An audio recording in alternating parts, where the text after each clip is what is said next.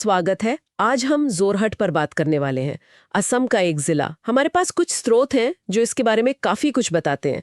इसे अक्सर असम की सांस्कृतिक राजधानी भी कहते हैं। तो देखते हैं कि यहाँ इतिहास, संस्कृति और चाय का कैसा संगम है। हाँ, और स्रोत बताते हैं कि ये ऊपरी असम में है, ब्रह्मपुत्र के ठीक किनारे। और इसका नाम भी बड़ा दिलचस्प है, जोर और हाट। हाँ, मैंने भी पढ़ा। जोर मतलब दो और हाट मतलब बाजार। वो पुराने जमाने के दो बाजार थे शायद, चौकी हाट और माचर हाट। बिल्कुल, पर ये सिर्फ नाम या भूगोल की बात नहीं है। मतलब इसकी अहमियत कहीं ज्यादा गहरी है। ये जगह अहोम साम्राज्य की आखिरी राजधानी थी और फिर अंग्रेजों के जमाने में भी इसका महत्व बना रहा। अच्छा, तो ये सिर्फ एक शहर नहीं बल्कि असम की पहचान का एक बड़ा हिस्सा है। हाँ, आप कह सकते हैं कि ये असम की विरासत का एक जीता जागता केंद्र है। बिल्कुल। तो इसके इतिहास में और क्या खास है?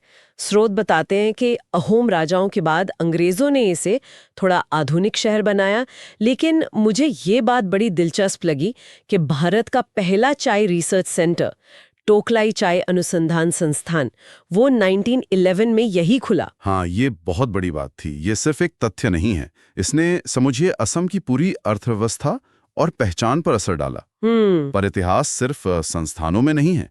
वहाँ अहोम काल के स्मारक हैं, तालाब हैं और सबसे जरूरी वो वैष्णव मठ जिन्हें सत्र कहते हैं। जैसे बंगली पुखरी और दक्षिण पाट सत्र। हाँ बिल्कुल, ये श्रीमान शंकर देव और माधव देव की विरासत को संजोए हुए हैं। इतिहास वहाँ आज भी महसूस होता है, मतलब जिंदा है। शायद इसीलिए इसे सांस्कृतिक राजधानी का दर्जा मिला है। यहाँ के बिहू नृत्य का भी जिक्र है, खासकर रोंगाली बिहू। हाँ, रोंगाली बिहू का उत्साह तो देखते ही बनता है वहाँ। और सिर्फ नृत्य ही नहीं, ये साहित्य, संगीत, नाटक, इन सब का गढ़ रहा है। कई जाने माने असमिया लेखक यहीं से हुए हैं ना? जी हाँ। और अगर आप इसे थोड़ा बड़े पैमाने पर देखें तो जोरहाट की जो इस सांस्कृतिक जीवंतता है वो असल में पूरे असम की सांस्कृतिक समृद्धि को दिखाती है। ये एक शहर की कहानी नहीं बल्कि पूरे राज्य की पहचान का एक अहम हिस्सा है। और जोरहाट की बात हो और चाय का जिक्र ना हो, ये तो हो ही नहीं सकता। हाँ बिल्कुल नहीं। ये भारत के सबसे पुराने चाय उत्पादक क्षेत्रों में से एक है। और वो टोकलाई संस्थान, वो आज भी बहुत महत्वपूर्ण है। बहुत ज्यादा। आज भी चाय विज्ञान में उसका नाम है और सिनामारा जैसे बड़े बड़े चाय बागान भी तो यही हैं। पर क्या जोरहाट मतलब सिर्फ चाय या और भी कुछ है वहां की अर्थव्यवस्था में? नहीं नहीं, सिर्फ चाय नहीं। चाय बेशक एक बड़ी पहचान है, लेकिन स्रोत बताते हैं कि वहाँ चावल की खेती भी होती है और हथकरघा, खासकर रेशम का काम और बांस और लकड़ी का जो शिल्प है, अच्छा, वो भी काफी अहम है। तो ये दिखाता है कि कैसे परंपरा और उद्योग वहाँ साथ साथ चल रहे हैं। एक तरफ आधुनिक चाय उद्योग, दूसरी तरफ सदियों पुरानी खेती और दस्तकारी। ये संतुलन बड़ा दिलचस्प है। सही कहा। और शिक्षा के क्षेत्र में भी जोरहाट का नाम काफी बड़ा लगता है।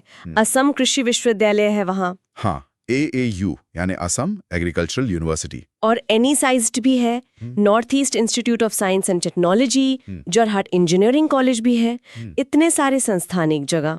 जी, और ये जो संस्थानों का जमावड़ा है ना, ये इसे सिर्फ जोरहाट के लिए नहीं बल्कि पूरे नॉर्थ ईस्ट के लिए साइंस, एग्रीकल्चर और टेक्नोलॉजी का एक हब बनाता है।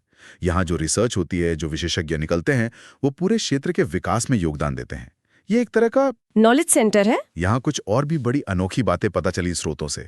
जैसे जोरहाट असम का पहला शहर था जहाँ बिजली आई। हाँ, ये बात सही है। और पहला असमिया डेली न्यूज़पेपर दैनिक बातरी, वो भी यहीं से शुरू हुआ, थेंगा भवन से। बिल्कुल। और ये भी कि दुनिया का तीसरा सबसे पुराना golf course, Jorhat Gymkhana club, वो भी यही है। हाँ, तीसरा सबसे पुराना। ये वाकई कमाल की बातें हैं। और पास में माजुली द्वीप भी है, दुनिया का सबसे बड़ा नदी द्वीप। सही है। ये जो सारी पहली बातें हैं ना, पहली बिजली, पहला अखबार, इतना पुराना गोल्फ कोर्स, ये सिर्फ रोचक तथ्य नहीं है। ये दिखाते हैं कि जोरहाट में हमेशा से एक क्या कहते हैं, एक आगे बढ़ने वाली सोच रही है, चाहे वो तकनीक हो, मीडिया हो या खेल। एक अग्रणी स्वभाव। हाँ, शायद अपनी ऐतिहासिक और प्रशासनिक अहमियत की वजह से इसमें वो बात रही है। तो कुल मिलाकर देखें, जैसा कि स्रोतों से लग रहा है, जोरहाट सच में इतिहास, संस्कृति, चाय बागान और इनोवेशन का एक बहुत ही अनूठा मिश्रण है। वो सांस्कृतिक राजधानी वाला टैग इसे वाकई सूट करता है। यहाँ अतीत भी है और वर्तमान भी। बिल्कुल सही कहा। और अगर हम इस पूरी बातचीत का एक सार निकालने की कोशिश करें तो मेरे मन में एक सवाल आता है। देखिए, जोरहाट का नाम पड़ा दो बाजारों पर, जो दिखाता है कि एक व्यापारिक केंद्र था। आज के जमाने में जब चाय शिक्षा, संस्कृति, ये सब खुद एक ग्लोबल मार्केट या बाजार बन गए हैं, तो जोरहाट अपनी उस ऐतिहासिक व्यापारिक विरासत को इस नए दौर में कैसे आगे बढ़ा रहा है। यह सोचने वाली बात है कि कोई जगह अपनी जड़ों से इतनी मजबूती से जुड़ी रहकर भी आज की दुनिया के साथ कैसे कदम से कदम मिला सकती है। ये एक दिलचस्प